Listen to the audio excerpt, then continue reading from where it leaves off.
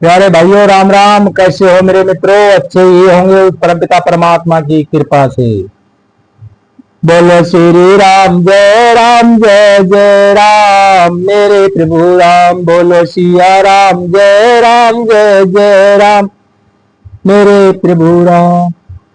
मेरे प्यारे मित्रों, लव कुश कांड,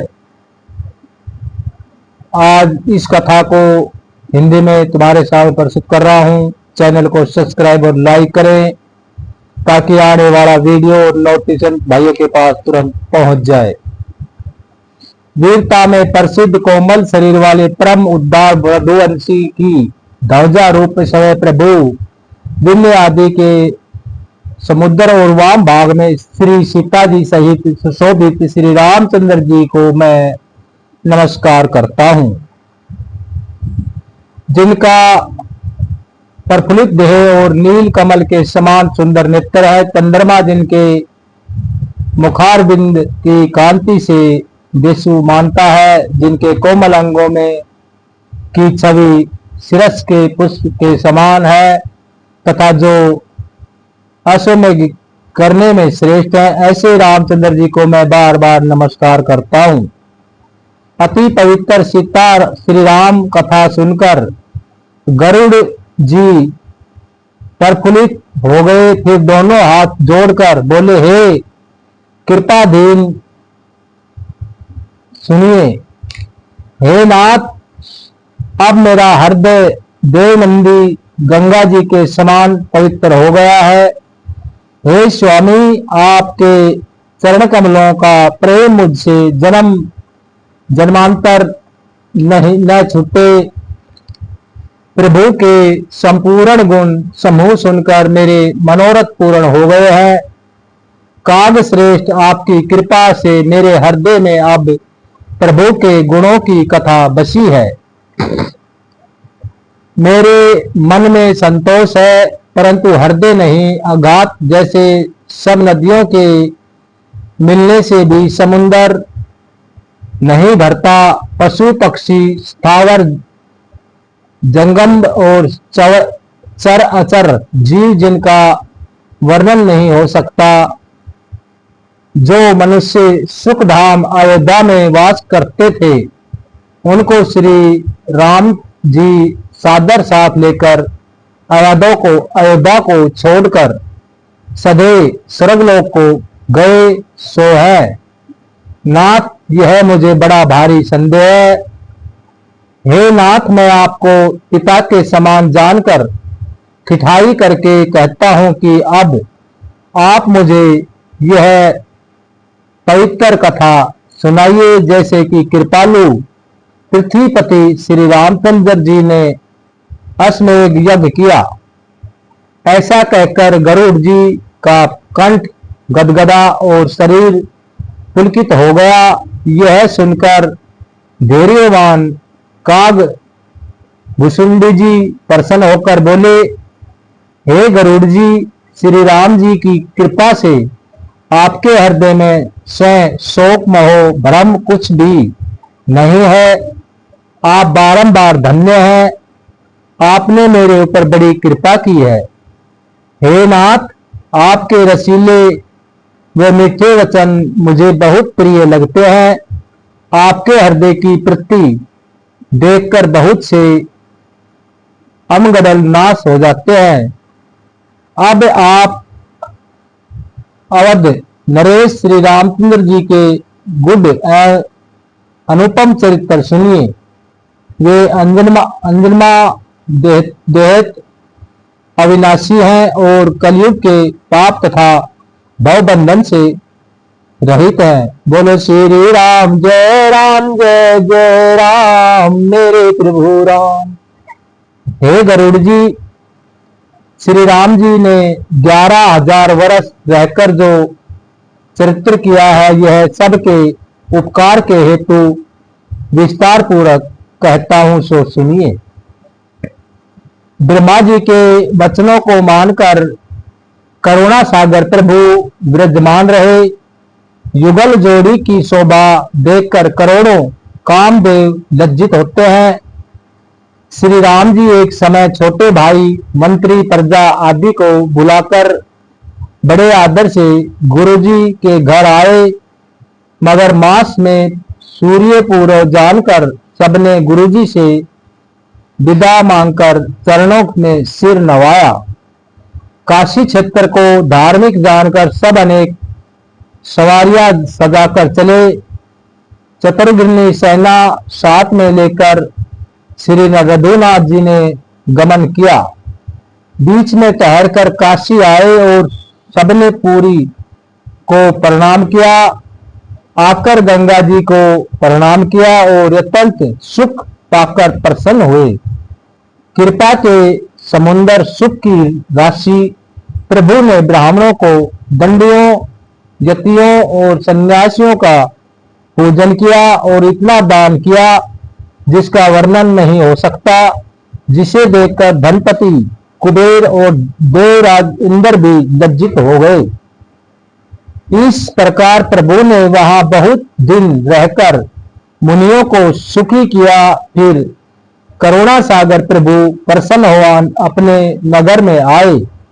अयोध्या में नित्य नए आनंद होते हैं और महाराज नित्य दान देते हैं। हे प्रतीक्ष राज, लोग जहां तहां वेद पुराण सुनते हैं, कोई दूसरा धर्म नहीं जानते। लोग प्रभु की कृपा देखकर बड़े प्रसन्न होते हैं। श्री राम जय राम मेरे प्रभु राम, बोलो सिया राम जय जय राम, बोलो श्री राम जय राम। फिर उद्धार श्री राम जी ऐसा विचार कर सोच के बस हो गए कि मुझे यहाँ केवल 1000 वर्ष ही रहना है। कब एक अश्वमेध यज्ञ करूं जिससे गाकर संसारी मनुष्य भवसागर से उतर जाएं। फिर तुरंत अपने धाम को जाऊं और ब्रह्मा जी के वचन में कोई चूक न करूं। प्रातःकाल की प्रेम गुरुजी के घर जाकर उनकी आज्ञा से नित्य सहित सुंदर यज्ञ करूंगा। कृपा सिंधु धीर बुद्धि प्रभु ने हृदय में ऐसा विचार करके अनोखे चरित्र किए जो शोक और भय और दूर करने वाले हैं। राम राज्य के होने से पृथ्वी पर सब पाप दूर हो गया।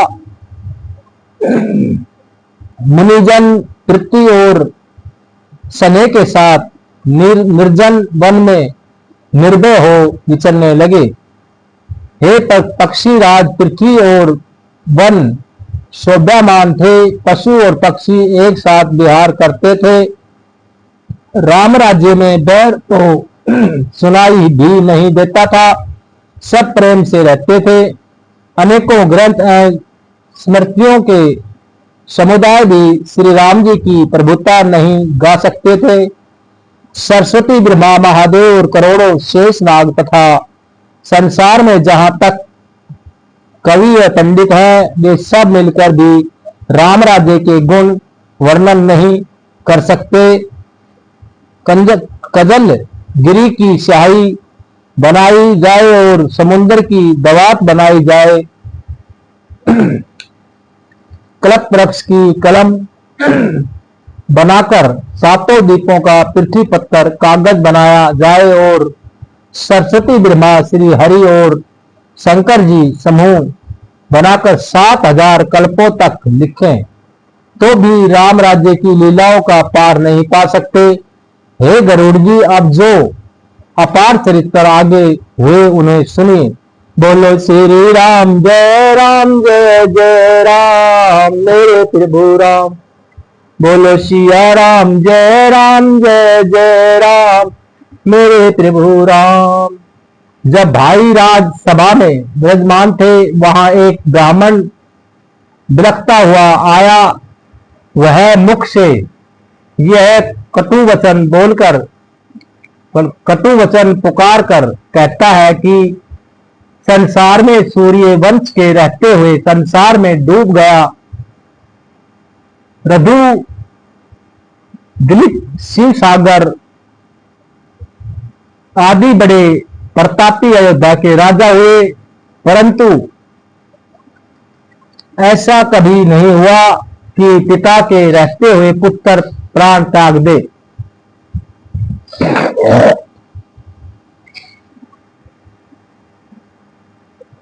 अंतर्यामी प्रभु यह बताते कानों से सुनकर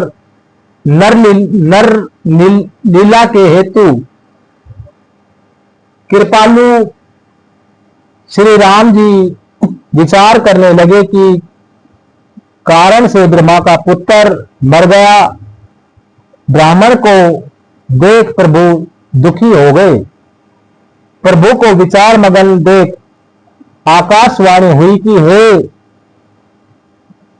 सारंगपति, आपके राज्य में विंध्याचल पर्वत के गंभीर वन में सुंदर तप कर रहा है। इसी कारण से इस ब्राह्मण के पुत्र भी की मृत्यु हुई है। इस भांति ब्राह्मण पुत्र का मरना सुनकर प्रभु शीघ्र ही रथ सजाकर चले और सामने दो सुंदर पर्वतों को देखकर बड़े प्रसन्न हुए। फिर क्रोध पूर्वक प्रभु की ने एक बाण मारा, जो उसे दुखी देखकर अपनी सुंदर भक्ति दी और स्वयं प्रभु ने वहां तीर्थ व्रत किया। उसी समय ब्राह्मण का मरा हुआ पुत्र प्रसन्न होकर उठ बैठा। तब भगत भयहारी सुखदायक श्री रघुनाथ जी सागर में आए। श्री रघुनाथ जी ने उठकर मध्याह्न संध्या की और भगत सुखदायक शिव जी की पूजा की। जब जगदीश्वर प्रभु ने भोजन करके शयन की तो सब लोग अपने अपने स्थानों को चले गए। जब 4 घड़ी दिन शेष रह गया तो श्री रामचंद्र जी की सभा जुड़ी।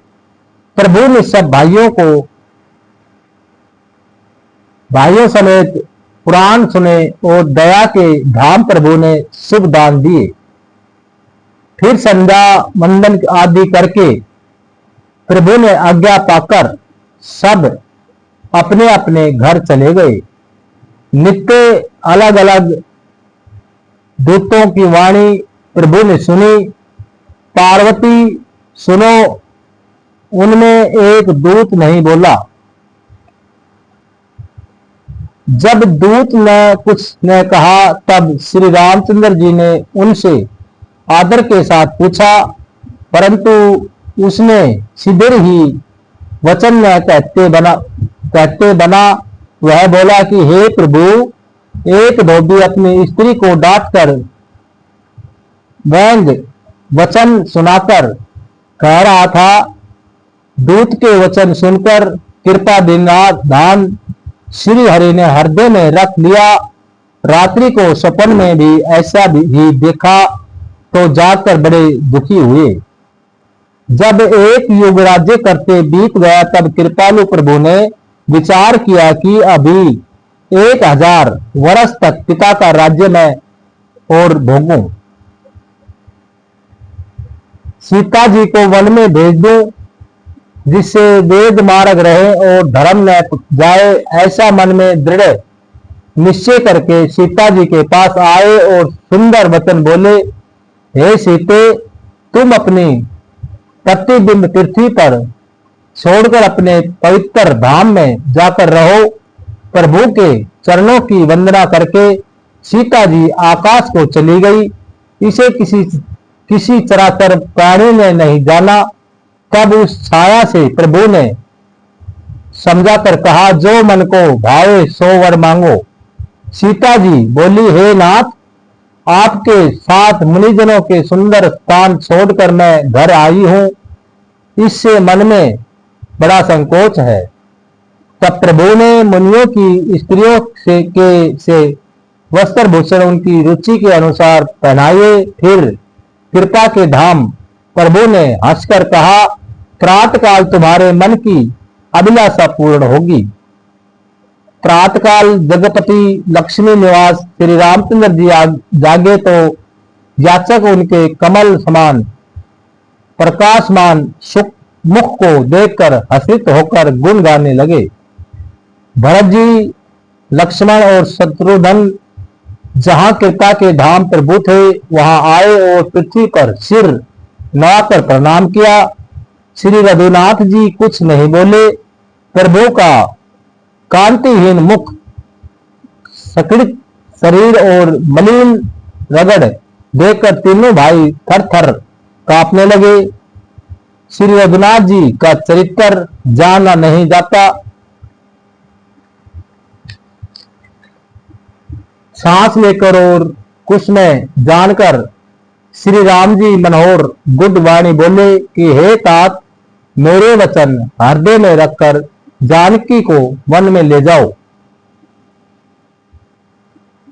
ऐसा कठोर वचन सुनकर सहन कर सूख गए शरीर जलने लगे और हृदय में दह उत्पन्न हुआ। तब इस दुविधा में पड़ गए कि प्रभु यह सत्य कह रहे हैं अथवा हंसी कर रहे हैं। भरत आदि सब भाई व्याकुल थे, किसी के मुख से वचन नहीं निकलते। तब दोनों हाथ जोड़कर शत्रुघ्न जी ने नेत्रों में जल भरकर कहा, हे प्रभु, आपके वचन सुनकर हृदय में बड़ी व्याकुलता हो रही है। सीता जी जगत की माता है, इसे सारा संसार जानता है और आप जगत पिता, अंतर्यामी और सचिदानंद की राशि हैं। जिस कारण से आपने जानकी की त्याग दी, किस कारण से आपने जानकी त्याग दी, वे तो मन कर्म वचन से आपके चरणों की प्रेमिका है। हे सरग, ये गभरिणी सुनी है। आपने यह वचन क्रोध में, हंसी में या सत्य कहे हैं। यह सुनकर श्री राम जी के कमल नेत्रों में जल भराया। उन्होंने प्रिय वचन कहे कर सब भाइयों को समझाया, हे तात, यदि मेरी आज्ञा टलेगी तो मेरे प्राण शरीर में न रहेंगे। ईश्वर की इच्छा और होनहार बलवान है। हे तात, तुम्हारे लिए सर्वदा कल्याण ही है। हे छोटे भाई, मेरे इन वचनों को मानकर जानकी जी को वन में ले जाओ। प्रभु के कठोर वचन सुनकर भरत जी ने हाथ जोड़कर कहा, हे नाथ, मेरी मति तो थोड़ी है और आप सर्ग प्रभु है, अत मेरी सुनिए। सूर्यवंश संसार में प्रसिद्ध है। दशरथ जी हमारे पिता और कौशल्या जी हमारी माता है। दोनों लोकों के स्वामी आपको संसार जानता है। जिनका यश वेद पुराण जगाते हैं, वे आपकी सत्य शक्ति प्रत्यक्ष है। जिनका वेद और शेष जी की वर्णन नहीं कर सकते, वे जानकी जी शोभा की खान और मंगल को देने वाली है। उनकी छाया के भी अनुसार पतिव्रत धर्म रखने से स्त्रियां संसार के भय से बच जाती है। हे कृपालु, मछली क्या बिना जल के जी सकती है? खेती क्या बिना मेघ के हो सकती है? इसी प्रकार आपके आज्ञा आप क्या ज्ञानवान चतुर सीता जी क्षण मात्र भी जी सकती है। राम जी भरत जी के प्रेम के कारण भरे वचन सुनकर बोले, भरत, तुमने सुंदर नीति कही है, तो भी राजा को सदा नीति, धन और धर्म की रक्षा सोच छोड़कर नीति युक्त वाणी और पवित्र कर्मों से पृथ्वी का पालन करना चाहिए। दूत से जो चरित्र सुना था सो कह सुनाया और बोले, कुल में यह भारी कलंक लगा। सूर्यवंश में अनेक राजा से एक ज्ञानी हुए हैं। राजा रघु, दिलीप, स्वयं शंभु, मनु, सागर, भागीरथ आदि, जिनका यश वेदों ने गाया है। महाराजा दशरथ तो संसार में भली भांति विदित है जिन्होंने प्राणों के मोह से भी वचन छोड़े। उसी कुल में थोड़ा भी कलंक सुनने पर यदि प्राण रहे तो वे बड़े अधम हैं। भरत जी की बोले, हे संपूर्ण भय का नाश करने वाले, सुनिए सीता जी कलंक रहित है। ब्रह्मा विष्णु महेश आदि देवता ने श्री सीता जी को आग में तपाए हुए शुद्ध श्रवण के समान कहकर प्रशंसा की है। सुर नर मुनि कोई ऐसा नहीं है जो इस चरित्र को देखकर सपन में भी अनखता हो। वे मूर्ख अवश्य ही करोड़ों रोवर नरकों में निवास करेंगे जो और रोग के वश रहकर नरक भोगेंगे, जो सीता जी को कलंकित कहेंगे। श्री राम जी के क्रोधित रुख और तिरछे नेत्र देखकर भरत जी लक्ष्मण जी के पीछे चल गए। श्री राम जी बोले कि हे सौमित्र, हट और सोच छोड़कर सुनो। संसार चाहे भला कहे या बुरा, यदि तुम मेरी आज्ञा को टालकर उत्तर दोगे तो मेरे बिना शोक में जन्म भर पछताओगे। अत जानकी को तुरंत रथ पर चढ़ाकर गंगा जी के समीप पहुंचाकर लौट आओ।